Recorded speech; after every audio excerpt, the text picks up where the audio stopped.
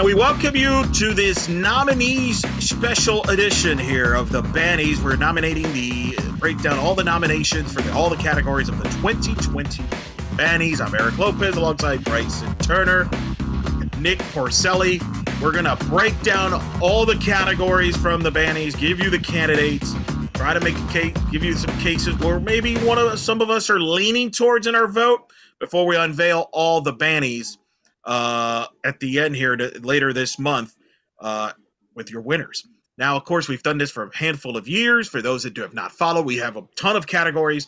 We'll break down the past year in UCF athletics from male athlete of the year, female athlete of the year, team of the year, coaches of the year, story of the year, among many different categories we'll break down. And then we want you, the fans, to vote. You're going to go to blackandgoldbanneret.com and vote. There's going to be polls, right, Bryson? There are going to be polls in these articles where we're going to split them into male athletes awards and female awards, but tell the audience how they're going to be able to participate and help us out, because while some of these we have an idea what direction you and I might go, there's might be others where we might need the fans' help as far as helping us figure out who we want to vote for. That is correct. So the way that the voting structure works for the Bannies is that each of us members on the Black and Gold Banneret staff get one vote, but the fan vote will all be combined for its own vote.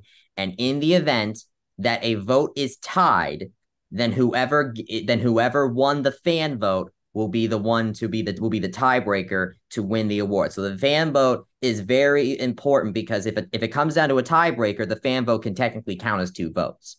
So, well, that was evidenced by that a couple of years ago in the Bannies. Renaya Jones beat McKenna Melville for Female Athlete of the Year because of the fan vote. They won the fan vote. And sometimes, when myself, I'm undecided in some of these categories, I kind of see what the fans are thinking. I'm like, hey, that makes sense. So that's how the voting will work. You're going to be able to vote on it on the blackandgoldbanneret.com. Look for the articles. You have the votes. All the polls will be in these two articles. Make sure you vote there. That's the only place you can vote for these Bannies, and then be a part of this as you make it happen. All right. So without further ado, we're going to go down all the categories. Bryson, which is the first category we will discuss? All right. We will start out with the Women's Head Coach of the Year. The nominees are Tiffany Roberts-Sahadak from women's soccer, Todd Dagenais from volleyball, Emily Marin from women's golf, Brian Kenyeko of women's tennis, Cindy Ball-Malone of softball, and Dana Boone of track and field. Those are your nominees for Women's Team Head Coach of the Year. Really great year all around for the women's coaches for the women's teams this year. Unfortunately, only one person can get the award this year. So, Eric, give me your thoughts on some of these nominees. Very competitive race here. Obviously, got Tiffany Roberts-Sahadak, who, as we talk, is with the U.S. national team. She's the assistant on the U.S. national team in the World Cup taking place overseas right now. That'll be going on throughout the month in the late July into August. Led UCF during winning the American Conference regular season title, got him to the round of 32 in the NCAA tournament, and went to penalty kicks with the eventual national champions in UCLA. Pretty impressive year for Coach Sahadak. You have Todd Dagenais, former UCF volleyball head coach. We got to get used to saying that. Todd Dagenais leading UCF to a 28-2 season, winning a share of the American Conference Championship in volleyball. Got to the second round of the NCAA tournament. Finished in the top 25 in the final polls in volleyball for the first time in program in Division I era. Women's soccer also finished in the top 25 in that poll as well. So those are, to me, strong years from them. But Nick, I'm going to go to you here, Nick, because Cindy Ball-Malone, you got to cover UCF, and while the expectation was so high, Cindy Ball-Malone did a heck of a job coaching this softball team. 40 wins, third straight year, but it was not easy. Oh, not at all. I remember our first few podcasts after the season began, we were just talking about, the pitching struggles. We're all like, our record could be so much better, but we just don't know what they can do because they seem to be struggling. And then at the end of the year, what happened? They just kept rattling win after win. And not only did their pitching improve, it got really damn good. and we were all there. We were at the American Championship in Tampa, where we got to see Sarah Willis just dominate on the mound. Coach Ball Malone let one heck of a turnaround this season, and of course, she led us to another AAC title. So she's got a heck of a case to be the winner. Back-to-back conference tournament championships. 19 went from 19 and 18 to 40 wins, third straight year 40 wins, NCAA tournament in Tallahassee. Bryson, you were impressed with Sydney as well. Do you think she did a better job than last year when she won the Bannies? That is correct. That is correct, Eric. So the reason why I think this coaching job from Sydney Ball Malone beats her Banny winning effort from last year is simply because that the expectations were all on her, because she has now been to a super regional. The glass ceiling has been broken. So now what do you do to follow that up? You lost both Gianna Mancha and Kama Woodall, two pitchers that were integral for that super regional success. And so what did she do? She brings in Sarah Willis from the transfer portal. She develops Grace Jewell into a number two. And to top it all off, she brings in Chloe Evans and Jasmine Williams from the transfer portal. And they become two of the biggest offensive players on the field this year. And not to mention Sarah Willis and her accomplishments being, especially since she got AAC Pitcher of the Year. So from that, her work in the transfer portal, the way that she just fires up the team. I still remember how fired up she was during the Memphis game of the American Athletic Conference tournament, where they were down. Things looked bleak, but Ball Malone would really help contributed in rallying that team from that deficit. So from a coaching standpoint, from a coaching perspective, I think that this year's coaching job by Cindy Ball Malone was better than last year's. So I think she's a big favorite in this one. Well, and the fist pump you mentioned there against Memphis, very similar for the casual fans to what Josh Heupel did in the 2018 American Conference Championship game against Memphis, where he raised his hands up and got the crowd going, helped change the momentum of that football game a little bit. Now, there's two other coaches, though. Dana Boone, you speak about expectations, Bryson. Back-to-back conference championships for Dana Boone and the outdoor championships for track, as well as the indoor, and then Emily Marin with women's golf. That is correct. So we also have Brian Kanyeko as well from women's tennis. So with Dana Boone, like you said, the expectations were also on her again. The Knights went back-to-back in the American Athletic Conference indoor and outdoor championships last year, and now this year the pressure was on her to do it again, and she delivered. Renaya Jones, of course, being an integral part in that. Latasha Smith broke out in the 200 meter dash, not only to work out in the 400 meter dash as well. You have a Shira Collins and a Jasmine Scott Kilgo breaking out in the jumps.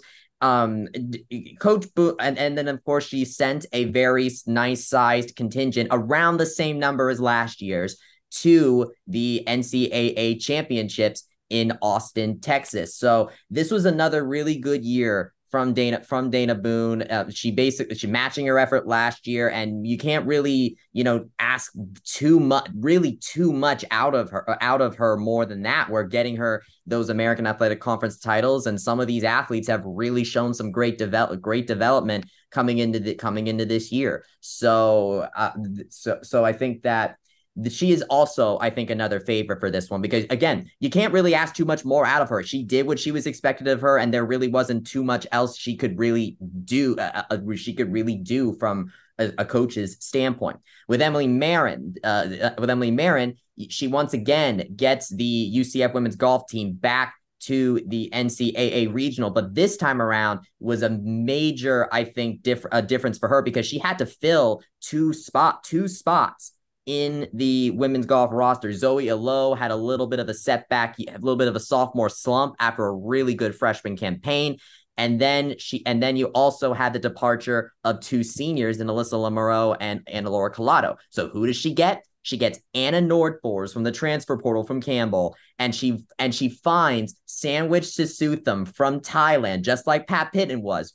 Sandwich Sisutham comes over, and as a true freshman from Thailand, ends up getting an individual tournament win in her freshman season. So the big difference with golf, by the way, with conference championships, is that the conference championship is one tournament, and with golf, sometimes you just don't have the day.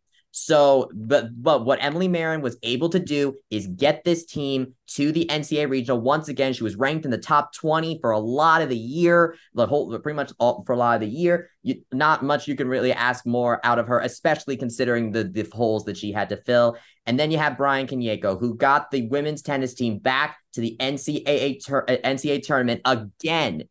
They have now been to the NCAA tournament 2018, 2019, 2021, 2022, 2023. That is 5 consecutive NCAA tournament appearances. And this was with a women's tennis team that was injured to heck and back. They had to forfeit some matches during this season. They were so hurt. And Brian Kanyeko was able to lead his team through that and to the NCAA tournament once again. So there was some, as you can see with all of these nominees, the women's teams had some really good coaching jobs done this year. No doubt about it. It's very stacked there. What's the next category? Next up, we have the women's assistant coach of the year. We at the Black Gold Banneret always want to make sure we highlight the assistant coaches that also put in great effort to develop their athletes. First, the nominees for this year's award are Tim Sahadak of women's soccer, Jenny Maurer of volleyball, Tyler Hale of softball, Jen Salling, softball, and Glenn Smith, track and field. Strong field here. I'll try, of course, talk about the 2 softball assistants. Jen Salling, her first year at UCF, Olympian, did a great job. Ran the offense, helped out with the defense. In fact, with some of tried out some stuff on the defensive side. Tyler Heil worked on the defense, then helped out on the offense. Very versatile staff there this past year with UCF. Jenny Maurer runs that UCF volleyball offense. Of course, she was a winner last year in the Bannies. UCF volleyball offense, top 5. Of course, she's now the new head coach of UCF volleyball there. But let me give a shout to Tim Sahadak, who's got my vote. Tim Sahadak literally was the head coach for multiple matches this past year, due to the fact that Tiffany Roberts Sahadak was with the U.S. national team during the season, Bryson and Nick. And so Tim had to take over and got 2 big conference wins, a win over SMU at home, a win at Temple. Without that, they may not win the regular season title. And who knows, they may have to do that again, depending on how the U.S. World Cup team does. Tim may have to open the season as the head coach. None of the other assistants can say that, where they were the head coach for won multiple matches. I think Tim was a head coach for 3 to 4 matches the past season. That's an incredible job. That's my vote. But let me ask you both, starting with you, Bryson, and then Nick, about a guy that's under the radar. Talk about the track field team and this great success. Dana Boone has an assistant who's kind of becoming a rising star here. He's done a heck of a job in his own right. That indeed. So if you look through the Black and Gold Banneret YouTube channel, plug, you will actually find an interview from right around the beginning of the outdoor season that I did with one Glenn Smith. Glenn Smith coaches the field athletes for the UCF the track and field team. The track and field team is essentially divided into 3 sections. There's the sprinters and the hurdlers, which is done by Coach Boone. You have the distance runners, which is done by Brian Jackson. And then you have the field athletes done by Glenn Smith. Those are the jumps, the throws, all that stuff. And Glenn Smith went at this year, I think, did a particularly great coaching job, because he was a guy that worked with 3 particular athletes that really shone out this year on the field. You have Adrienne Adams, who set a new program record in the discus throw again. She said it last year. She did it again. Jasmine Scott Kilgo, a senior who only recently picked up the triple jump. She was a long jumper, but she picked up the triple jump, and she is now in the top 5 all time, in a top 4 all time in the indoor and outdoor long jump, as well as in the indoor and outdoor long jump as well. So, and then you have Ashira Collins, who broke out in the NCAA championships to finish 10th place, 1 spot away from the triple jump final. So Glenn Smith has done a really good job, because for a track and field team that is dominated in attention-wise by the sprinters like Renaya Jones and Latasha Smith, Glenn Smith with the Collins, Scott Kilgo, and Adams have also been making some program history this season. What's your thoughts, Nick? I mean, he kind of just put it on the head there. Like, we had a bunch of people in the field who just broke out this year and became, in my opinion, star athletes. And, coming from someone who has competed in track and field, I can personally tell you, obviously you get close with your head coach, but you get very close with your, we'll call them position coaches. Cause in my opinion, it is very similar to how in football, you have the position coaches who you get closer to those guys. You spend more time with those guys, arguably a lot more time than your head coach. And they're the ones who are mainly in charge of getting you to, do your sport the best you can. And, for all those athletes to do everything they did this season, he deserves a ton of credit because he's the one who's spending the most time with them. And like we keep on saying, they became stars this year. And because of that, I think he should have a really big argument to be the winner. In fact, as of right now, he's the one who I'm going to give my vote to. There you go. People can certainly vote on that category and all these categories. What is next, Bryson? Next up, we have the Women's Breakout Athlete of the Year. This is an award reserved for athletes that have really burst onto the scene. So first up, from the women's golf team, Jess Baker. From the women's soccer team, Dayana Martin. From the softball team, Grace Jewell. From the track and field team, Ashira Collins. And also from the track and field team, Jasmine Scott Kilgo. Well, Grace Jewell, obviously, I'll start with her. Obviously, the pitching was a big question mark with UCF going into this season. Grace Jewell was among the three pitchers back and really had a great year through a no-hitter against Arizona State, was ranked in the top 25, first UCF no-hitter against the Power 5 school, made a region performer or all-conference performer, I should say. Had a really strong year and will be a big plus for UCF going into the Big 12. Diana Martin really stepped up and be that second consistent goal scorer behind Kristen Scott. Had her best year as a Knight, made all conference. She was a big-time breakout. But, Nick, big breakouts. Bryson mentioned it. Track and field with some big breakouts there. 100%. I mean, we just talked about them. Ashira Collins and Jasmine Scott Kilgo. Arguably, not only did they break out, they became some of our track team's best performers, especially Ashira Collins, considering that she nearly made it to the finals in the championship. So, and again, I'm going to keep talking track and field. In my mind, Ashira is who I'm getting the vote for because I went from because I pay a lot of attention to track because I compete in it. I'd only heard about her vaguely. And then this year, she's just everywhere because she's just dominating every competition she goes to. She currently, Ashira Collins managed to break the program triple jump record this year. Actually, the program triple jump record The program triple jump record was reset twice this year. The first time was Jasmine Scott Kilgo on March 24th, and then Ashira set it on May 14th, and then she broke it again in the NCAA championships to get that 10th place finish. Yeah. And Bryson, Bryson, I mean, we talked a lot of track, so let's give golf some love here. Jess Baker. Yes. Won the women's amateur and had a really nice year. It's going to be somebody that Emily Marin's going to depend on here in the Big 12 when UCF. That she will. Jess Baker, if you look at the talks that Jess Baker gave at the women's amateur last year in Huntington, you'll see that she kind of explains about how she was kind of going through a slump in her golf game during the course of the last year. But that women's amateur, I think, really lit a fire on her because one thing that she is really, really good at is match play golf. She made it to match play in the women's center. She was really low on the stroke play leaderboard, but she made it to match play and she won the whole thing. And she carried that momentum into the 2022-23 season and ended up becoming a really high performer for the team down the home stretch. She ended up finishing tied for third overall, the Briars Creek Invitational. She finished third overall in the AAC championship, and she finished tied for sixth in the NCAA Palm Beach Regional. So she really bookended her year with some really great performances, and with Anna Nordfors and Pat Pidden graduating, she will, I think, be a very big leader for this women's golf team going into next year. All right, there's your breakouts, women breakout, female breakout athlete nominees. Next category.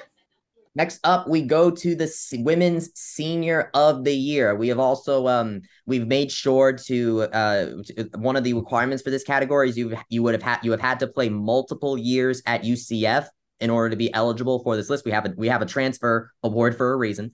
So the nominees for Women's Senior of the Year are McKenna Melville, volleyball; Amber Olson, volleyball; Kristen Scott, women's soccer; Tanrata Pidden, women's golf; and Jasmine Scott Kilgo, track and field.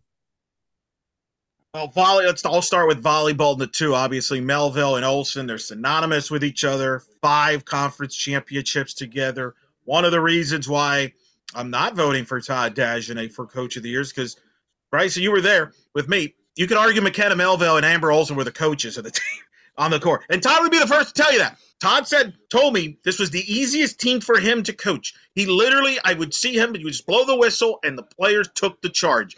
And that's because of Olsen and Melville and their leadership as seniors. I think they were tremendous seniors for this volleyball program. And certainly two of the biggest question marks coming up into the Big 12 for youth volleyball program is how do you replace an Amber Olsen and a McKenna Melville? That'll be a tough order for Jenny Maurer. But, Bryson, we got a couple there that you follow very closely. Kristen Scott, women's soccer, and then one of the greatest UCF golfers ever. That is correct. So first up, we have Tanrata Pidden. And Pat Pidden once again showcased why she was one of the leaders of this team. She led the team in scoring average this year at 71.68. And she also picked up a victory at the Mercedes-Benz Invitational this fall. She had 3 top 5s, 3 top 10s, and 2 top 20 finishes. And she also ended up finishing her career with one of the lowest career scoring averages in program history. So this. And she also had the lowest 54 hole at one point. At one point as well. Pat Pidden has just been the model of consistency for this women's golf team, and she provided that once again. This season as well. We mentioned Jess Baker earlier at the AAC Championship. She finished 7th in the AAC. Yeah, no doubt. Yeah. Top 10. So really can model consistency in her last year with the team. Next, and then after that, we have Kristen Scott. Kristen Scott is an Orlando native. She got drafted by the Orlando Pride at the NWSL, and she is, I would argue, the greatest goal scorer of the Tiffany Roberts-Zahadak era. She managed to she ended up finishing tied for, I believe, 6. She's right up there with some of the greatest goal scorers in program history. She's tied with Courtney. She's tied at 6 with 33 goals. Yeah, she has 33 career goals, tied with Courtney Whitten, and we have not seen a goalkeeper like her in like a good amount of time. Not since Nicolette Radocic back in 09-012 and 09-012. Well, I mean, Carol Rodriguez, Tatiana Coleman were very good as well. But yeah, no, look, Scott was the biggest playmaker, right? Like when the match was on the line, she could score the big goal. And really the big difference there is when she was out of the lineup, they struggled. When she was in the lineup, they were a top 25 team. I mean, that's as simple as it gets. And, you know, that will be the big question for women's soccer this upcoming fall in the Big 12 will be who replaces that production of Kristen Scott. Dana Boone, Bryson, and Nick have to replace their own Scott, don't they? 100%. Bryson, you want to take this one? Sure thing. So Jasmine Scott Kilgo has been quite an amazing story. We mentioned her in Breakout Athlete of the Year for a reason. She was mainly came into her UCF as a long jumper, but a little recently, I think as soon as about last year, we talked about this with both her and Glenn Smith. So you can look at our videos on the Black and Gold Banneret YouTube channel where I talk with both her and her coach Glenn Smith about this picking up of the triple jump. But Jasmine Scott Kilgo was able to break the triple jump outdoor triple jump record this year. It was taken later by Ashira Collins, but she did hold the record for a good amount of time. She also set a new personal best in the outdoor long jump, which is now the ranked fourth best in program history. She also set a new personal best in the indoor long jump, which is also the fourth best in program history. So Jasmine Scott-Kilgo really put herself into another gear, and she was finally able to make the NCAA championships for the first time in her career in the long jump. So I think Jasmine Scott-Kilgo really went out with a bang this year. No doubt, big time. All right, what's the next category? All right. Next up, we have the women's freshman of the year. This is pretty self-explanatory. The nominees are Mia Asenjo, women's soccer; Sierra Godbolt, women's basketball; Stephanie Webb, women's tennis; Aubrey Evans, softball; and Sandwich Sisutham from women's golf. Well, I'll start with Aubrey Evans, who I got to cover all year. She got put in that 3 spot, hitting behind Jada Cody in front of Chloe Evans. Teams challenged her. She delivered many a time over. The highest ranked, touted recruit infielder UCF's had since Natalie Land, who's in the Hall of Fame. She delivers. She started at second base this year, started third base, even played some games at catcher. Set the school record for most doubles in a single season.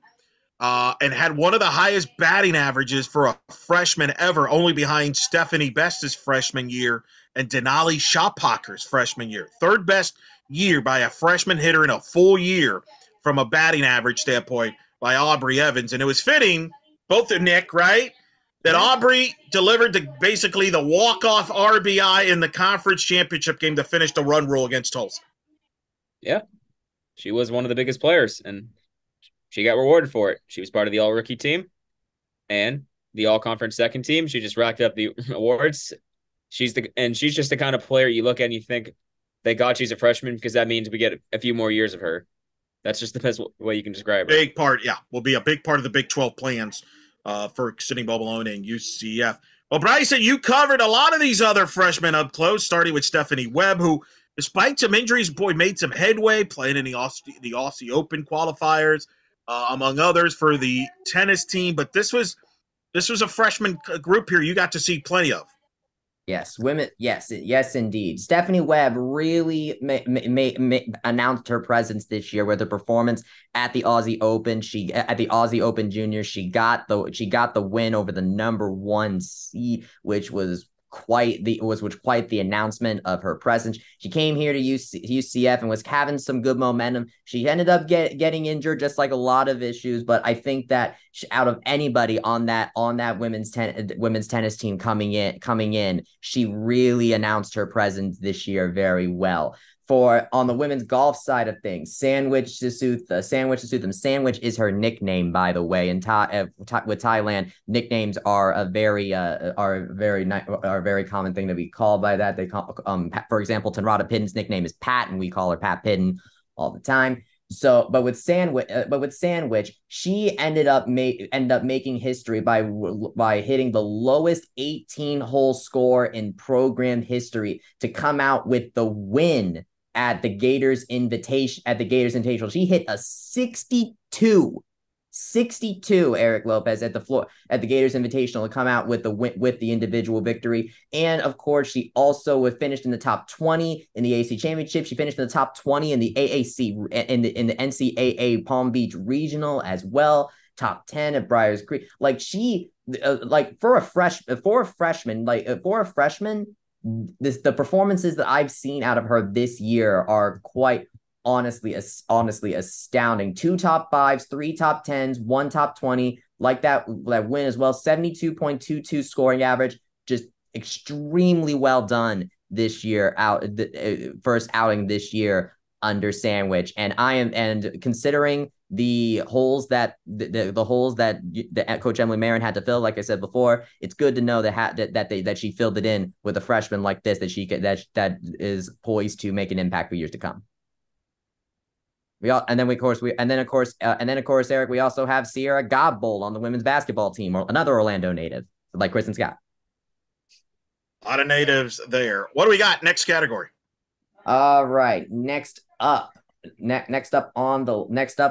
award, we have the Women's Transfer of the Year. We mentioned this before. This is for athletes that immediately transferred in and had an immediate impact out there on immediate impact out there on the court. So we have Georgia Eaton Collins from the women's soccer team, the Abby Hansen from the volleyball team, Chloe Evans of the softball team, Sarah Willis of the softball team, Jasmine Williams of the softball team, and Anna Nordforce from women's golf. I mean, there's a lot of softball players there. Isn't there, Nick? There's a lot of softball there. I mean, we were talking, one of the things we were praising Coach Paul Malone for was our ability to get transfers. Want an example of that?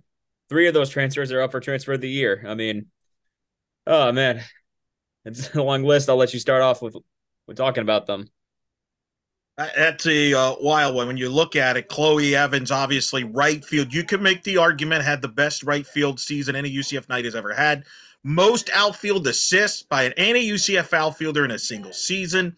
Had 49 RBIs, had 16 doubles. 6th UCF player to have slug over 600. She could do it all. Yeah, she tied the record for the longest hit streak in program history with 16. Broke the record. Broke it. 17-game hit streak. 17-game hitting streak. She has a lot of records. Hit the walk-off against Boise State. Hit the walk-off base hit to beat South Florida in that series in the year. She's a difference maker. But yet then you look at Jasmine Williams, second best fielding percentage by any shortstop in the history of the program. Second all-time. Only Brittany Solis in 2017 had a better fielding season than Jasmine Williams, who had the most double plays turned by a shortstop involved in a single season, a record that's lasted 19 years. And Bryson, you could argue that Jasmine Williams, if it wasn't for Sarah Willis, Jasmine Williams was the best player in that conference championship, Nick. I think you would agree. If it wasn't Sarah Willis, you would probably have voted Jasmine Williams for player of the tournament. With her performance, think about home run in the 6th against Memphis, the double play turns that she did on the defensive side. Yeah, we got a pick. Hey, come on. And then you got Sarah Willis, who wins the tournament MVP, wins the American Conference Pitcher of the Year, winning it, becoming the 3rd pitcher in UCF softball history to win Pitcher of the Year. She wins the tournament MVP by start pitching in all 3 games, getting wins in all 3 games, which I think Bryson was going to pass out. He was concerned for Sarah's well-being. She was in shock. I remember that. I know you were in stun, Bryson. It was my favorite. 17 straight innings. I mean, look, coming from a baseball world where pitching arms are of high value because of how easy it is for them to get hurt. I mean, you see a pitcher pitching that many innings, and your kind of first reaction is like, are they doing okay? And sure enough, Sarah looked like she was just getting warmed up at the end of that championship game. So just an absolute feat of athleticism out of her. I mean, and the incredible thing is, arguably, that wasn't even the most impressive thing she did all the season. That would be her perfect game, which we'll get into in a little bit. There's a little segue there. But in the meantime, quick words about the other candidates, because there were actually, believe it or not, non-softball transfers that made a big impact. Abby Hansen being one of them. Abby Hansen inside the middle blockers, alongside helping out there, was really huge transfer out of Oregon. Big questions going into the year was how were their defense blocking with the graduation of Anne-Marie Watson and Moravec. Boy, Abby Hansen was a big factor in helping them in that, and will certainly tip my cap to her on that. And then a couple other transfer impact players that you saw, Bryson. Yes. So we have Anna Nordforce from the women's golf team to compare. So we said earlier, Tenrata Penn had a 71.68 scoring average this year. Anna Nordforce had a 71.97. So she was right there with her when it came to that. She finished in top 5 3 times, top 10 twice, top 20 twice as well. But her big standout moment of the year was her performance at the home UCF Challenge at Eagle Creek Golf Club, where she ended up setting the 18 hole record twice, 60 with a 64 and a 63 in back-to-back days. And then she ended up finishing birdieing, I think, like 4 of her last 5 or something like that, in order to win the UCF Challenge individually. So she also got an individual victory, and she needed to birdie practically almost all of her last few holes in order to get it. It was quite. I was there for that. And it was quite marvelous to see the performance out of the Campbell transfer in Anna Nordfors. So she was a very important piece in them getting back to the NCAA regional once again. And given that performance, and she was right in lockstep with the leader that is Pat Pitton, Anna Nordfors' major transfer impact in her only year with the program. And then you have Georgia Eaton Collins from the women's soccer team. One of the biggest criticisms of the team from 2022 was they were not able to defend well at the back line. So what did Tiffany Roberts-Hayak do? She brought in Georgia Eaton Collins, and she ended up getting selected to the All AAC second team. So I don't know if that doesn't tell you anything, then I don't know what is. So she came in, made an impact immediately, and addressed the biggest issue that they have with the women's soccer team. Interesting to see where the fan vote goes, especially with 3 softball players. I'm really curious where the fans, what direction they go with those 3 impactful players, and could that open the door for perhaps one of the other transfer players on this category? All right, Bryce, so what's next? Next up, we have Women's Game of the Year. Woo! This is going to be really good because there were some really good women's games this year. First up, we have from women's soccer, we have the NCAA tournament first round match against NC State that went to penalty kicks. From volleyball, we have their matchup against Houston that was with the AAC title on the line that they won to get a share of the title for the 5th consecutive year in a row. It was also McKenna Melville's last match at home. Just a whole bunch of stuff to talk about with that one. For softball, we had their AAC tournament first round matchup against Memphis. We kind of talked about this one a little bit earlier. From the women's tennis, we have their AAC tournament matchup against Memphis. And for track and field, we have the American Athletic Conference Outdoor Championship in Tampa. Woo, that's a lot there to go over. What a year. From a quality game of the years there. I'm going to start with both of you, Bryson and Nick. All right? And let's start with softball, actually. But I'm going to let you two talk about that game.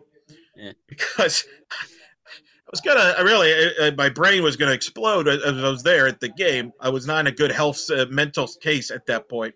You survived. But I survived. So I want, Nick, you to describe what that game was, because I'm going to paint the picture and I'll let you tell the story of that game, because UCF going in, the RPI was starting to dip a little bit. It was in the 41 range. You're playing this Memphis team that's in the 200s. If you lose that game, not only are you out of the conference tournament, you might be out of the NCAA tournament altogether. That's what's at stake here. And they come out, I don't know if it was tight, nervous. I don't know what happened, but it did not get off to a good start at all, Nick. And this game turned into a dramatic plot line that really is going to have going to have a lot of memorable moments. Give me your breakdown of this game, because both of you were there with me. I mean, well, first of all, I think it says something that when we were making the nominations, it took us a little while to narrow it down to that one, because they had so many good games from that tournament alone, especially. But yeah, like you said, going about that game, I mean, they just came out flat. Like literally the first inning, I'm like, okay, things could be trouble, because if I remember correctly, they didn't get a runner out at first. Memphis started going a little bit of a offensive spree, and before you know it, they're out to this huge lead. And I just remember me, Bryson, we're all just looking at each other like, oh no. Like we kind of expected, because like we all agree you can never take a team lightly. And when a team like Memphis was down like that, they're going to give you everything they had. But like you mentioned, if UCF lost that game, they're probably not making it to the NCAA tournament, because that's that would be just a huge loss. But then what happens? Memphis looks like they're about to make it even worse, but instead up 4-0, got up to a 4-0 lead. 4-0 lead. Doesn't look good. Looks like they can score more runs. What happens? They turn a double play, and then we look over and everyone is fired up, especially Cindy Balbalone. She is pumped up. She's getting in everyone's face. She is screaming. Everyone's ready. And in that moment, I turned to Bryce and I said, baseball and softball, diamond sports, those are games of momentum. Remember that that could be the turning point. And then we proceeded to score 7 straight runs to get the win. And in my mind, we just had so much momentum from that. That's what carried us to the conference title. I mean, you had to be there. It was just an incredible game. Just showed incredible fight. And it's probably going to be one of the games I remember most from my time as a UCF student. You make me want to fire up that game on ESPN Plus and watch it through again. Yeah. Well, you might have footage of that play. You guys did a vlog on that throughout. Yeah. I was I was probably struggling for breathing. He was Eric wasn't doing I was in a dark place. A dark place. But that's one of the reasons why you guys talked me into it. Bryson talked me into voting for Coach Ball Malone for Coach of the Year, because I don't know how many coaches think about the time, because prior to that she had come out for a mound visit. She wasn't happy with the strike zone, rightfully so. But you could tell she's trying to get her players going. She's trying to get some energy going. She wasn't happy with the umpire too. I remember she wasn't happy with the umpire. I forget what it was. I think it was strike zone was terrible. Yeah. Strike zone. Not getting. So Willis who came in relief, wasn't getting any calls. But so she comes in there. I remember talking to people afterwards. She told them, "Hey, we got to get a double play here. We're going to change the momentum of this game now." And they got the double play, and you remember she pumped them up. The players are getting fired up, and you can tell in the stadium. And unfortunately, I remember because I watched the replay of it later in the American Conference Tournament. They didn't do a great job catching that moment from producing, directing, and I have other friends of mine over there in Tampa, but they didn't catch that moment, because if they would have if that was on our production at UCF, or that would have been a national broadcast, and they would have locked in on that, it would have been an iconic moment, similar to Josh Heupel's deal with Memphis in football. And it changed the momentum. Kennedy, seriously, remember, had that triple. Yeah. Remember, Bryson, you and I were looking like, I don't know if I would go there, because she went for a triple. It was a gutsy decision to go all out. About that. Yeah, that was huge. And got in. She got in barely, but she got in. She scored on a sac fly, so they got a run on the board, the bottom of the fourth. Chipped away until then. Jasmine Williams in the 6th inning, man. A mom bomb was born. Mom bomb. And what's cool is, I think were you both at that point upstairs on the upper deck with me? I know you were, Bryson, because that was a cool view to see that home run, because you see that ball go up in the air in the sky, and next thing you know, it keeps going and going, and next thing you know, it's like, this has got a chance to go, and it's gone. 2-run homer to give him the lead. And you knew at that point the game was over, and it changed the momentum. MLB.com then would come out with a big story feature on her, but they win that game. Just a remarkable game. And and I'll say this, I won't give it away, but Bryson and I will have a top 30 head coaches coming out later in the next coming weeks on blackandgoldbanneret.com. And we have Cindy Ball Malone ranked pretty high. And one of the reasons I do, 5 years earlier, UCF played Memphis in the same field in the conference tournament. Same scenario. They needed to win that game to have a chance to make the NCAA tournament, because that was a strong year. If they lose that game, they're out. Well, they were the same thing. They came out flat against Memphis. Coach Gillespie was the coach. Coach Gillespie's personality is different than Coach Ball Malone. She doesn't go fire up. She's very low-key, tight. Everything's fine. Let's be positive. They never figured it out. They got shut out, got eliminated, lost. Coach Ball Malone, that's the difference. And that's why, to me, that's an iconic coach. That's finding a way to get your team to win and knowing when to press that button, because you can't just press that button all the time. So that's an iconic match. Another iconic match or game was women's soccer. Now, Bryson, I believe you were watching the entire match. No, wait. You were out of town, Bryson. You were at a family wedding weekend, I believe. Correct? That was, I believe it was. It was either that one or it was November 13th. So I believe I actually was out. But you were able to catch the match. Yes, I was able to catch the match. There wasn't really else I could do. I was sick for a lot of that. You were under the weather, which is good, because right. Yeah, because I was able to watch the match, and it was a very, it was a very intense matchup. I mean, for one, this is the first time that UCF women's soccer has been back in the NCAA tournament since 2017. None of the athletes on that pitch had ever experienced an environment like this before, and they went and delivered. And it was a scoreless game through the first half, and then then NC State gets ahead. Scores a goal, right? In the 53rd minute. And then Daria, and then they get the penalty kick, a penalty kick opportunity, and Daria Rajai, one of those fifth-year players that had never seen the tournament before, ended up getting the tie goal at in the 72nd minute. They go to penalty kicks, and they go to penalty kicks thanks to an amazing job in the goal by Caroline Delisle. With how many saves she got? Woo! 8 saves. I mean, now what was amazing too. So I was calling volleyball that day. Volleyball was hosting Cincinnati at the venue. Volleyball swept Cincinnati 3 sets, right? So we're going to think about normally doing the routine post game and all this stuff, except the players and coaches, they stayed on the court at volleyball because soccer at that point, we were keeping updated on the telecast where they were on the match. We knew they were into overtime. So then the players and the coaches, they stayed on the court after the match, and somebody had a screen on for the soccer match. The administrators were there and everybody, and they watched the penalty kicks. I watched the penalty kicks with the volleyball team and some of the family and friends watch the soccer match. And it was hilarious to see all the players and reacting to every play, like save and the goal. And that was a huge eruption when obviously UCF pulled it out with the incredible win on penalty kicks to advance. A dramatic win on the road. And I remember that because UCF got a bad seed. You can make the case they should have hosted that game. They didn't have to go on the road. That was an incredible, incredible match. And it got them to the second round for the first time since 2014. Big for Coach Sahadak and company there. And then, we mentioned softball against men. One of the things we're going to miss about the American is it seems like no matter what the sport is, we always play dramatic matches and games against Memphis. No different on the tennis court here, Bryce.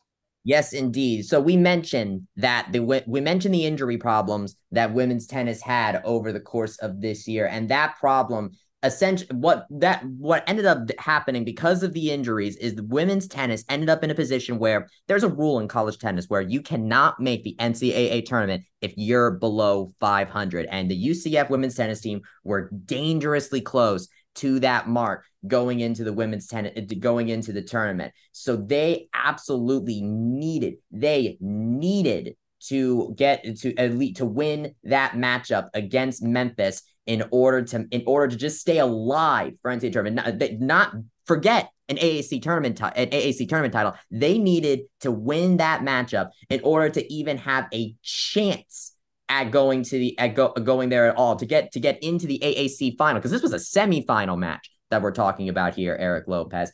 And they went out there and they swept them.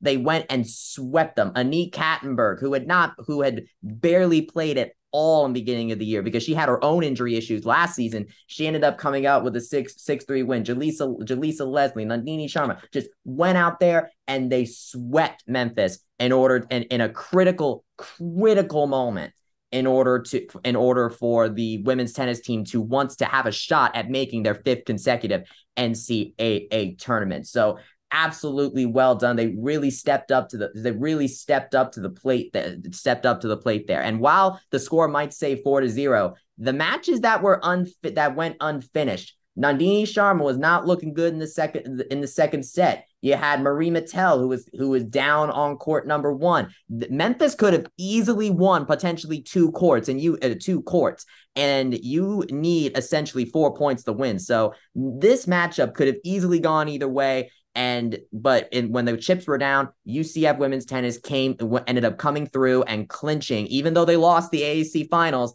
it didn't matter because they were going to go to the NCAA tournament because they were able to be above 500. Now, you both got a chance to see, as we talked earlier, in Tampa, the UCF Memphis softball game. Nick, you got to see UCF track perform in the track and field championships. That was a game a match of itself. Yeah. There's only one word to describe the team's performance that day. Domination. I cannot stress that enough. Everything else we're talking about, there's these tense moments. That did not exist with track and field. I kid you not, because we were following the score. It got to the point that they were so high that I don't want to say boredom, but me and Bryson were kind of had this feeling of okay, let's wrap this up, because it's okay, they're winning. It's pretty clear who it is. Because while on the men's side, it literally came down to the final race. With the women, they were up so high that UCF was just you know what? We've got this thing won. Let's just rest our guys for Sure, right. Women, yeah, they had dominated, but remember there was a lot of weather. There was weather issues they had to deal with. Right, Saturday, but on Sunday, Yeah. which the weather was fine, they were just like, you know what? We got this thing in the bag. Let's just pull it out, which is such a power move. Like they just destroyed it. I mean, the biggest thing I think that shows it though, I forget the exact race, Bryson. You're gonna have to remind me. It was either the 100-meter dash or the 100-meter hurdles. Literally one or every single position in the finals, except for maybe one or two, was a UCF runner. They just dominated the competition. That they did. They did. They very much did. That is something that UCF as track and field has done their entire time in the American over these past couple of years. They just dominate the final, just not letting the other teams even get points. They tied their mark that they set last year for the most points scored in a conference meet in the conference's history. And you mentioned the weather, Eric. So, we all were there. This was the same day as the softball championship, and so we were over there, and they ended up having to do events late into the night because of the rain delay that occurred, Saturday night, that occurred there. And so there were some athletes that were going at like 10 o'clock at night, and they had to compete again the next morning. So the next day, it was let's just say it wasn't a gimme, like it wasn't a complete gimme. But despite what Mother Nature threw at this track and field team, they once again, just like they did last year, dominated the competition. So, just like how the volleyball team has kind of done in the American through their time, but they had quite the loud ending in. It did. They did, and that's one of the final nominee here. One of the most iconic matches we'll remember at the venue, historic, was UCF in Houston on a Black Friday, conference championship at stake. And you mentioned UCF going for a fifth straight conference championship, but they ran into a buzzsaw, this Houston Cougar team with David Rear, head coach of the Cougars, who used to be the head coach at Arkansas State when he was hired working with some AD back then named Terry Mahajer. That was an interesting plot line, Bryson, we followed. But Houston beat UCF. Houston gave UCF their first loss of the season in Houston during the year. And at that point, after that, I think me and Bryson, we were all looking at it. Anybody who was following it was looking. We circled Black Friday because now it's like, ooh, this could get big here because both these teams were on fire. And not only that, both teams ended up winning out, which is wild. I mean, you don't see that every day. You wonder how maybe one of them will blink, and ruin this. No, they both won out to set up this monster top 25 showdown, the first ever top 25 matchup in the history of the American Athletic Conference with conference championships at stake. Here's how wild this was. If Houston wins the match, they're the outright champions. If UCF won in 3 sets, they're the outright champions. They win the conference championship, they share it, and win the automatic bid. If it goes 5 sets, Houston wins the automatic bid on tiebreaker. If UCF wins in 4 sets, it would have come down to point differential in the 2 matches. So now you need your calculators. Bryson's down there on the stands. She's trying to keep track of the points. We're all group chatting each other. So it sets up this incredible matchup on a senior night, by the way, which has arguably the greatest volleyball player in the history of UCF and McKenna Melville's her senior night, alongside Amber Olsen and the cast of thousands. The atmosphere of Bryson was electric, packed, but Houston comes out and takes the first set. And you're like, whoa, UCF comes back, takes the next 2 sets. So now you're thinking, okay, based on the match, if UCF wins this 4th set, they actually have the advantage in point differential. But Houston responds, wins the 4th set to get the automatic bid. And so now we're down to 1 set. 1 set for UCF. 1 set for McKenna Melville and Amber Olsen. Must win this set to at least get a share of the conference title. Otherwise, they don't win the conference title. They're left out completely. And Houston had the early lead. McKenna just went on this tear. She had, 29 kills in that match. Claudia Dillon had a big 5th set. UCF comes from behind. They win the set. They win the match in 5 sets. Melville and Olsen go out on top as a 5-time conference champion in what would turn out to be their last home match. And it would also be the last home match as it turns out. We didn't know it at the time, but now we do. It turns out it was the last match for head coach Todd Dagenais at the venue. Unbelievable theater and storyline. Reminded me a lot, and I made the comparison at times. It was like The Last Dance with the Chicago Bulls, with McKenna Melville playing the Michael Jordan role. And, it turns out, ironically enough, Todd Dagenais, like Phil Jackson, left the Bulls after that title. Unbelievable match, Bryson, that you were in the building. One that we will never forget. We may never see a match like that in volleyball again, with all that was at stake, with all the storylines. I think so. The storylines, I think, really make it what it is. I think that the venue will still see some very high quality volleyball matches going into the Big 12. I believe that we are going to see that. And let's not forget, Houston's going to be in that conference with us. So a Houston team that ended up going to the Sweet 16.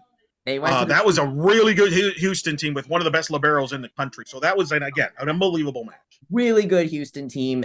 I think that if anything, I think that like you said, the last dance aspect is really what makes this game great, because it was the last game of Melville, Olsen, and Dagenais, and the way they went out, the storyline surrounding it is really what makes this game what it is, what it risks. You really described it really well, really well, Eric. So, considering how long we spent on this award, you can I think you folks. Yeah, I wasn't planning on that, but you can't. Those games, you can't just do it 2 minutes, unfortunately.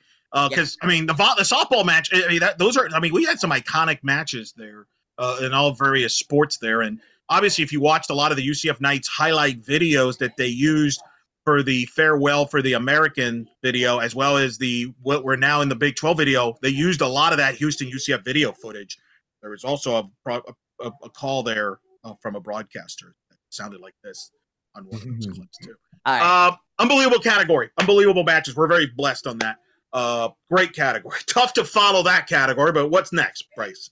We have Women's Individual Performance of the Year. Just like how there were many great games, there were a lot of great feats of competition and athleticism from these women's athletes over the course of this season. We start off with the nominees are Caroline Delisle's 8 saves, as well as the penalty kicks against NC State and the NC State in the women's soccer NCAA regional. In cross country makes an appearance. We have Isabella Richardson shattering the freshman 5K record in North Alabama. For women's golf, we have Anna Nordborg setting the program 54-hole record by 5 strokes and birdieing, like I said before, like 4 of her last 5 holes to get the win at the UCF Challenge at Eagle Creek Golf Club. We also have Sandwich Sesutham's performance from the Gators Invitational, where she set the 18-hole record to get the win, an individual win there. You have Sarah Willis's perfect game against Houston from the softball team. And then Renaya Jones at the AAC Outdoor Tournament getting most outstanding player there. We won't spend much time because really, the description tells you why they're nominated. Nick, which one do you like in that group? Oh, man, that's challenging. I was talking about how dominant the track team was. Renaya Jones was the highlight there. I literally remember we're going to do a little post game after her, and she's just covered with medals, holding a trophy that she all had to hand off. And it took her like a few minutes just to get ready for the interview because she was just so dominant. But then again, you got Sarah Willis's perfect game. We're talking about performance of the year.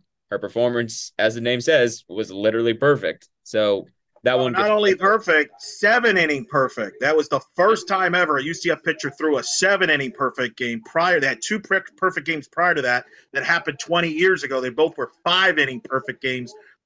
This was 7. That's what made it even more amazing. Right, and that's why in my mind that gets my vote, because not only was she perfect, but she, as you mentioned, she was the first one to do it. There might be, hopefully, there will be more who do that, but no one can ever take away the fact that she was the first to do it. Oh, and by the way, first ever broadcast of a UCF perfect game in either baseball or softball ever. Yeah, it was fun. A fun year. Are we taking Renaya Jones for granted here, Bryson? Because she dominated once again the track. She really did. She was announced the most outstanding player from that thing for a reason. She had like Nick said, she had multiple medals that year. I mean, just her domination alone was a major reason why UCF was as dominant as they were out there.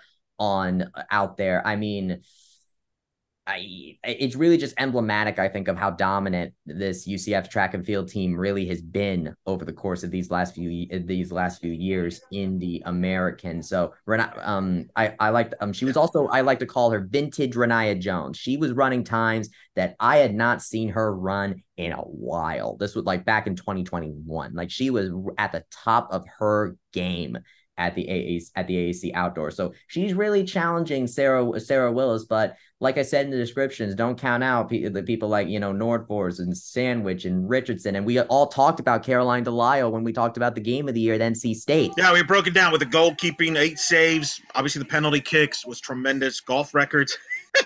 Unbelievable time indeed in athletes. All right, next category.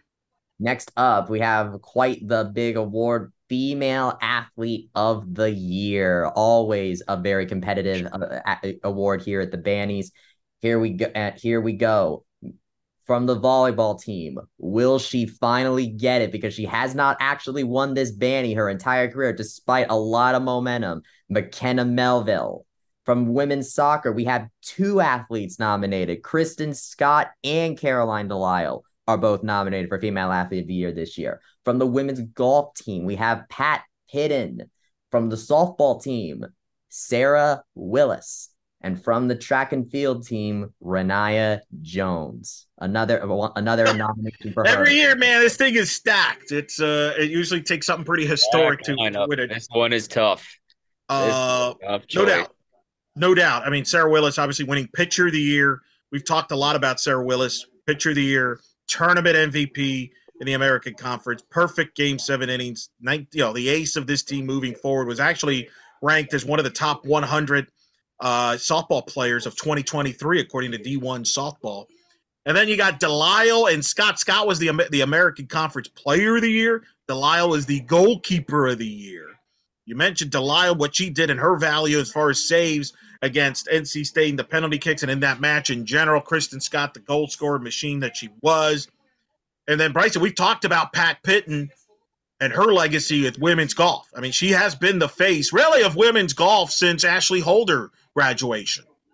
She really has. Pat Pitt. So one of the big things with the women's golf team is that there are not a lot of individual winners in women's golf's history. You have Kristen Putman with 8, Liz Early with 5, Ashley Holder and Pat Pidden are right there behind her with 3 wins over the course of their individual career, with Pat Pidden getting that 3rd win in the Mercedes-Benz Intercollegiate this fall. She just kept going. She just did what she normally does in her senior year. Anna Norfors and Sandwich Sutha might have made some loud noise in their first seasons as Knights, but Pat Pidden just continued to do what she always did, and she ended up being the lowest career scoring average. A little quieter out of her this year, but she still did what she always did, which is consistently lead this team to get them to another NCAA regional. A well done year out of her. And you mentioned Caroline Lyle. She also managed to get herself into the top 10 all time in career saves as well. Like this is an extremely stacked category. Well, and then Nick, Renaya Jones, we talked about her dominance on the outdoors. She dominated the indoors. She could do it indoors, outdoors. It doesn't matter.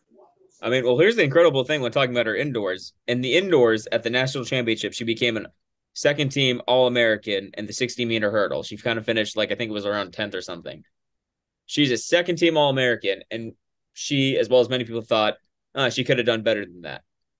She is on that kind of level where, getting second team All-American can be seen as a disappointment. And that's how incredible she is. And then what is she, and besides, we just talked about it. What does she do? She dominates in the conference title game, medal after medal. She goes on to the national championship. She's like I said, track had an incredible year, and she was at the forefront of that. She was the face, and in my mind, she was the best athlete on that track team. And frankly, I'm going to say it. She gets my vote for this one. Oh, that's fair. You voted for her. Look, this is There is no, we will never see a Yeah. female athlete category where it's going to be unanimous anyway. I mean, this has been close the last couple of years. You know, McKenna Melville, we'll talk about her, you know, lost to Jada Cody last year, had an historic year, was a close vote. Cody won the year before that. Literally was a tiebreaker with Renaya Jones. And Renaya won because of the fan vote. That's why your fan votes is so important. Do not take it for granted. Here's the case for McKenna Melville. First team All-American. Never happened before in UCF volleyball history. Shattered the kills record. Really, I'm trying to be nice here. With respect to all the great players they had on that roster, it all starts with McKenna Melville. She was a coach on the court. She was the go-to offensively.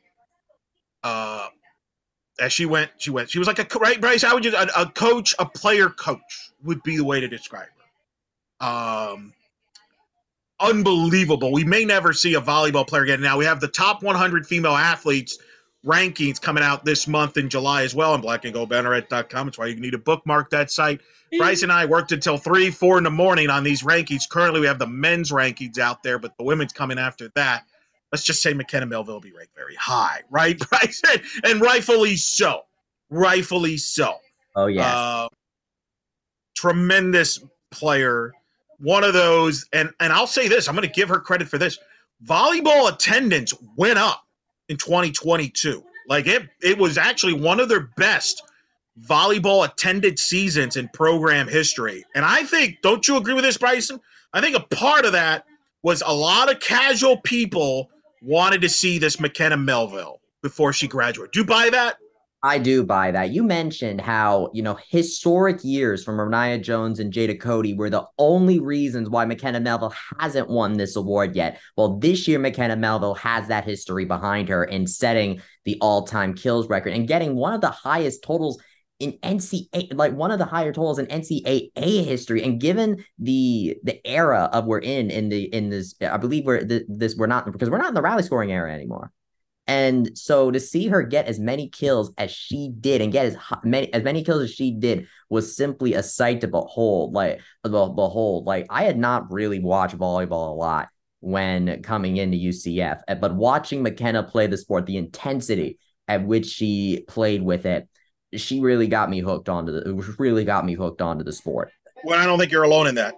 I think there's a lot of people that follow this program because of her. And as we wrote a big tribute to her December, I want to say, or maybe right after she won the first team All-American. There are going to be other great players in UCF volleyball history moving forward, but there won't be another McKenna Melville. She was tremendous. All these athletes are tremendous. It's insane that one person has to win this. I don't know why we can't split the award up, but that's what the rules are. That's what we've been spoiled this year. We've been spoiled. We've been spoiled for a few years when it comes to the women's sports. This is not. We say this every year, Bryson, but it's true. We say this every year. Yes. All right, what's next? What's next? Next up, we have the Women's Play of the Year. So this year we decided to split up the Play of the Year award between the male and the females because there's just that many great plays to go around here at UCF over the course of this year. So here we go. So for this award, we have from the track and field team, Ashira Collins's triple jump at the NCAA championships to get 10th place. From women's soccer, we have Olivia Lewis's goal versus East Carolina that made the Sports Center top 10. We have McKenna Melville's 2000th career kill that she did at home. We have Kennedy from the softball team. We have Kennedy Searcy's shoestring catch in the last inning to save Sarah Willis's perfect game. We have Jasmine Williams's catch against Ohio State from the softball team. Also from the softball team, we have Chloe Evans's walk-off against Boise State. And then also from the softball team, softball, man, a fifth inning double play against USF that got them out of a really big jam. You will see. Now, this one is a little hard for us to describe. So what I will encourage you to do is we will link the videos from all of these plays on there or when we describe them below in the article. So please go click on those links, go watch those plays so you know which ones get your votes. But Eric, which ones would you say are you kind of leaning towards when you really think back on it? Woo! I gotta go first there. Holy smoke, that one's hard. And obviously I'm ducking the question right now. obviously, I will bring up the double play. Let's bring that one up because that you guys were there We were for there. that one. So actually, I'm gonna start with you, Nick, on that because you both were there. I watched it. That was in a moment in the fifth inning where USF had their biggest threat of the game. It was a 2-0 game. USF had just gotten a runner picked off at third. It was one out, first and second. You're wondering Willis might be laboring. I don't know. And then they turn this double play where Jazz Williams somehow, I call her a magician. By the way, it's not an accident. She's involved in 2 plays of the year in this type of scenario where it's like I said, watch the clip where she backhands that ball. The ball looks like it's screaming to go to center field. She comes out of nowhere, gets the ball, flips it over. Macario flips it to first. Insane double play. And I wasn't there, but you guys were. But you could tell that sucked the air out of the USFA. Oh yeah, 100%. Like you kind of described it earlier. We were like up in the top, above the stands. Right below us, USF had their rally crew with them, and they were making a lot of noise. Then that double play happens, and they just shut up instantly. And I remember just going like letting out a breath of fresh air, just being like, oh, like in relief, like just being like, okay, thank God, because it was getting really intense there. But and it wasn't just big because that's the play that saved the game, and in my mind is what the reason they won. Because again, it was a 2-0 score at the end of the day. It was just, I mean, you'll have to watch it to see my point, but it's just an incredible play from Jasmine just flipping the ball over to that throw at first was so close. That had to be timed perfectly.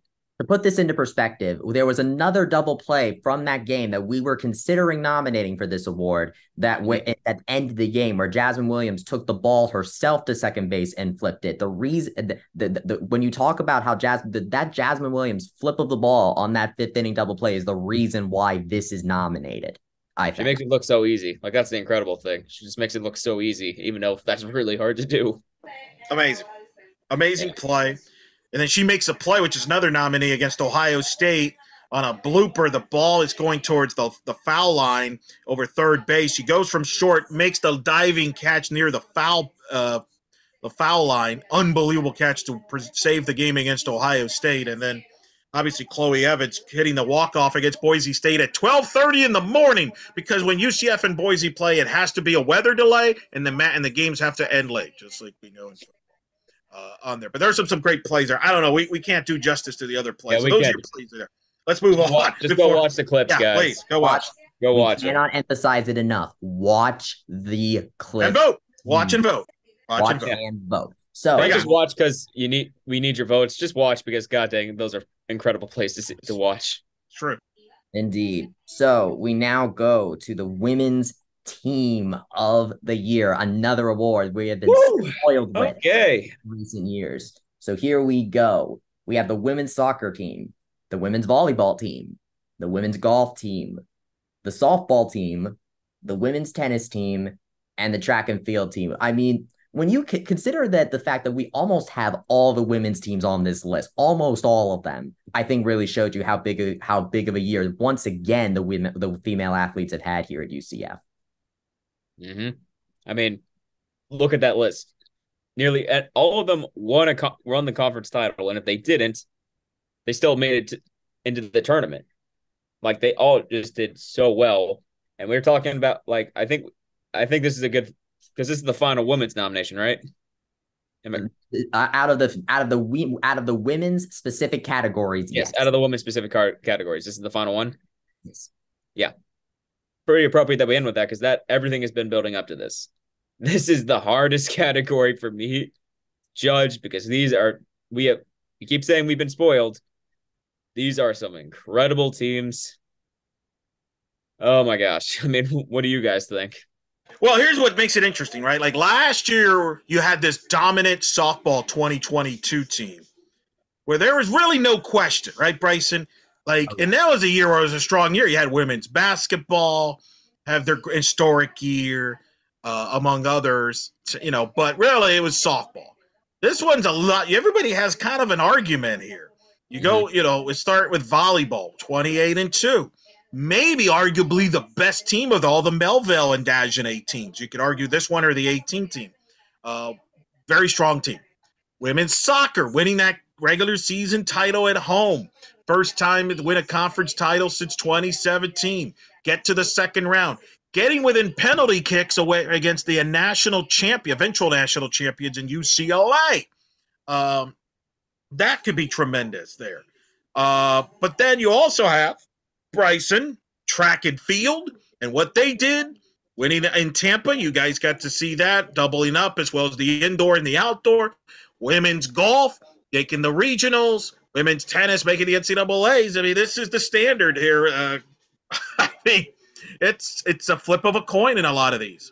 It really is. Like you said, the softball team last year, last year it was really a two-horse race between the women's basketball team and the softball team, both of which made history. But softball ended up, I think, taking that one just because making the super regional like they did, hosting the regional, really put them over. This year, there is no such, obvious choice because each and every one of these women's teams had something to bring to the table. You have the women's soccer team, who had a team that no one on there had made the NCAA tournament before, finally make it there after 5 years of trying for some of them. You have the volleyball team, who was trying to win the AST tournament one last time for the 5th time, the last year. You mentioned it, the last dance of Todd Dagenais, McKenna Melville, and Amber Olsen. Have the women's golf team, who is making it back to the NCAA regional even after losing two seniors and bringing in a freshman and a transfer. You have the softball team where the transfers ended up being the stories of the year and this is a team that has Jada Cody and Shannon Doherty on it. Eric Lopez, and the transfers, Chloe Evans, Sarah Willis, and Jasmine Williams ended up making some of the biggest highlights of the season. Women's tennis, injured to heck and back this entire year, almost could not play in the NCAA tournament because they were so close to 500, and yet they still made the NCAA tournament for the 5th consecutive season because 2020 doesn't count because there was no tournament that year because of COVID. And then track and field doubling up like they did, domination as they have over the course of these last 2 years.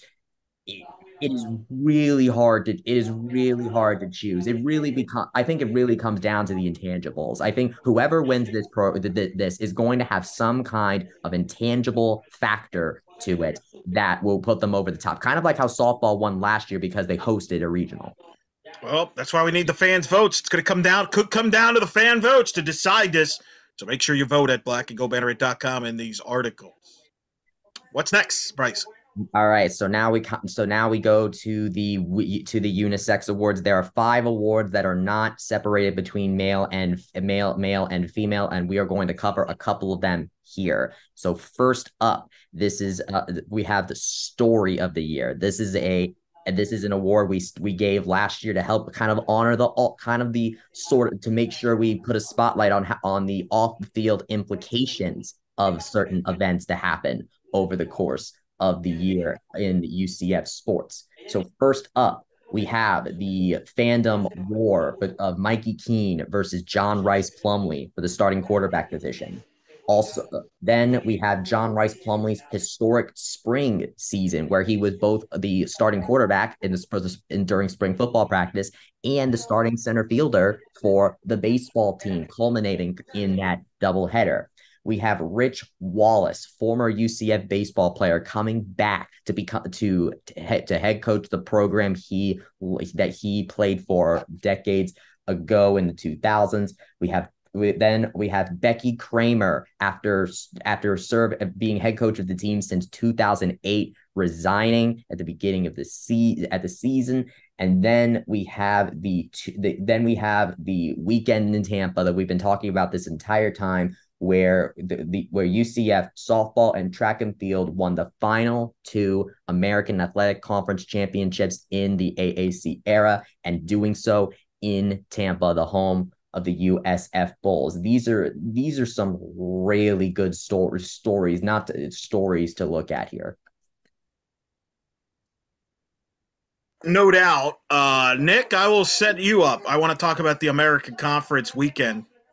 We're both softball and track and field. We all made the trip, hoping for this. What turned out would be the last 2 conference championships that UCF would win in the American as a member of the American Athletic Conference.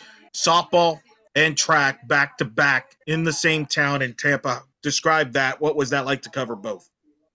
I mean, it was really cool for me because, I mean, you kind of said it a bunch when we were there. It was like a homecoming for me because I'm from Tampa, so it was cool for me to be able to cover something in my hometown. But the bigger thing is to win your final two championships back to back and in the same town, a town and stadium, which is home to your rival. That just makes it a little extra special. That's the word there, special. That was just an incredible thing. I felt proud to be UCF Knight that day. I mean, because to win one championship is great. To win two, phenomenal. I don't have that many words to describe it. It was just amazing.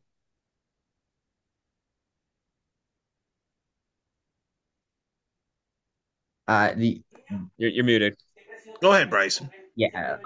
So I think the Mikey Keene and John Rice Plumlee, I think, is one of those that, and I think that John Rice Plumlee spring sort of mutes it a little bit, but I think thinking back to football, because John Rice Plumlee getting hurt, Mikey Keene, the hero of the Gasparilla Bowl, coming back and playing the way he did, really ignited the UCF fan base to kind of, this debate of who should Gus Malzahn play at the starting quarterback position. It was, I mean, the drama of this story throughout the fall was quite tantalizing to watch. And even though this ended in Mikey Keene's ultimate transfer, I mean, you could argue that because Mikey Keene was even here in the first place, UCF wouldn't have had as good of a season as they had because John Rice Plumlee ended up getting hurt, and Mikey Keene had to come in and save a few games for the Knights. So the drama there, I think, is really going to be a big asset for it. John Rice Plumlee's historic spring. I mean, he only missed one spring football practice, one the entire time. So I think that factor as well. Like you were there, Eric, when this was happening. That you were broadcasting when he was making that shift. So what was kind of like the vibe in the broadcast booth? Because you knew John Rice Plumlee was kind of doing this double thing throughout the entire year, but it was all kind of culminating in that night with the spring football. Well, yeah, that was the moment, right? Was he going to play in the spring game? Was he not? Because baseball was playing at home at the same time against Bedfist.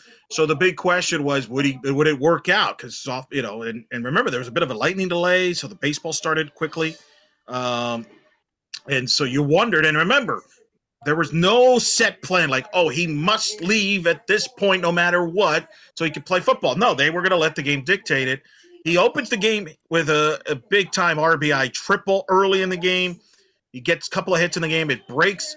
Fortunately, it works out where they have a big lead against Memphis in the seventh inning. And then our crew noticed he was talking to Greg Lovelady before the bottom of the seventh.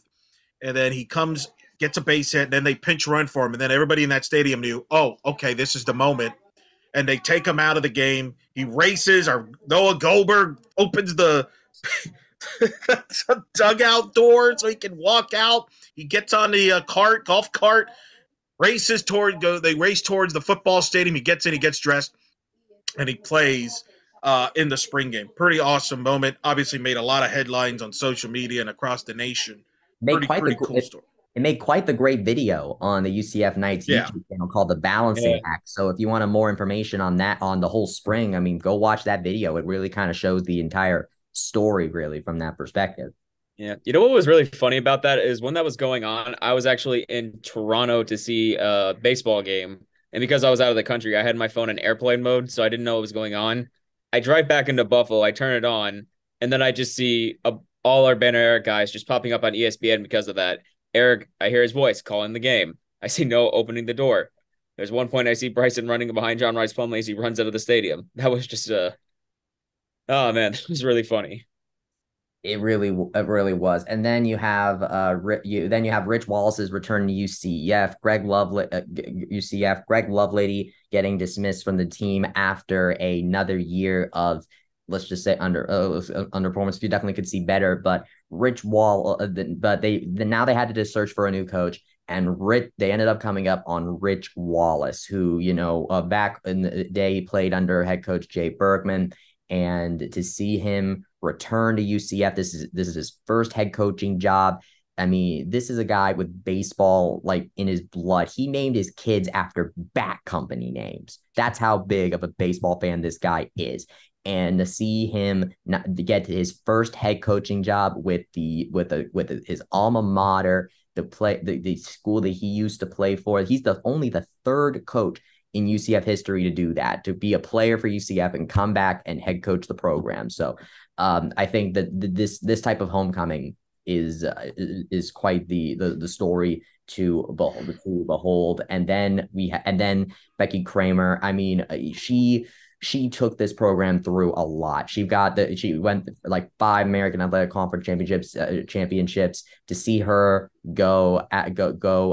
Don't get me wrong, the program was a little on the down slope the past couple of seasons, but she spent a lot of years with this program, and so to see her go it's quite sad to see. But I think but another big story there out of the rowing program.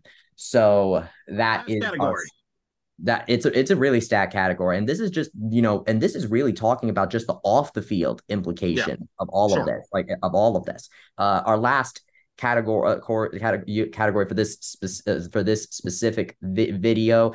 We have photo of the year. Now, just like with play of the year, there's a visual aspect to this award. So we cannot stress this enough. We will try our best to describe stuff as best we can, but to really get the full experience, you need to go to the article below and go view the photos for yourself. I mean, not just because it is very key for you to be a very informed voter on this issue, but also because our photographers here at the Black and Gold Banneret do some amazing work. Noah Goldberg, Derek Warden, and Brenna Johnson. They've had some amazing photos this year, and this photo is kind of just to honor them and the work that they do. So there are 9 photos to go through. I'll do my photo to do that. So we'll start off. So there's photo number 1. It features Sarah Willis and Chloe Evans to get together. Photo number 2, we have Todd Dagenais and McKenna Melville together at home at the venue. On photo number 3, we have women's basketball shooting a shot right there. Shooting a shot there. Photo number 4, you have the Derek Warden's perspective on the Holy Holler. Photo number 5, you have RJ Harvey getting lifted after his homecoming touchdown to help them win the game against Cincinnati. Photo number 6, Derek Warden got a photo of several UCF players holding up a UCF Tampa's hometown team 2 sign, really putting a exclamation mark on the war on I-4. Photo number 7, you have Noah Goldberg getting a picture of CJ Kelly breaking the ankles of a Houston player during that game. Photo number 8, Dayana Martin breaks the ankles of an opposing player at the UCF soccer complex. And then the last photo is Noah capturing the celebration of Kristen Scott after an early season goal. I'm doing my best to describe them as best they can, but really the best way to look at all this stuff is you need to go see these photos yourself. So go below in the article to view the photos for yourself and make an informed choice. But we're able to kind of have the photos in front of us right now. So Eric, Nick, what do you think with looking at them? Just thoughts. I'll just give you the Nick. So hard. Yeah, these pictures go so hard. This is a tough choice. I mean, there's so many contexts. You could vote for them just because they look cool. You could look for them because of what happened. I mean, the picture of Alex Holler's catch, that's awesome. But then you got the picture from the same day of them holding the Tampa's hometown 2 sign while someone's throwing the horns down, which is just cold. Then you got ankle breakers. It's a hard decision. That's all I'm going to say. Like you said, it's hard for me to describe this more than anything. I'm going to keep saying it for us. Well, that's why we need the fans vote. We need the fans vote because we're undecided. Nick is basically saying that. I agree because I'm with Nick. We're undecided. These are So, honestly, you could influence this one, fans. This might be the one where you kind of let us know what direction we should go with among these photos when you get to vote on this portion of the Bannies nominations. Yeah. I think all we can say about this nomination is just to our photographers, thank you guys for the work you have done this year. Absolutely. These are awesome. Absolutely.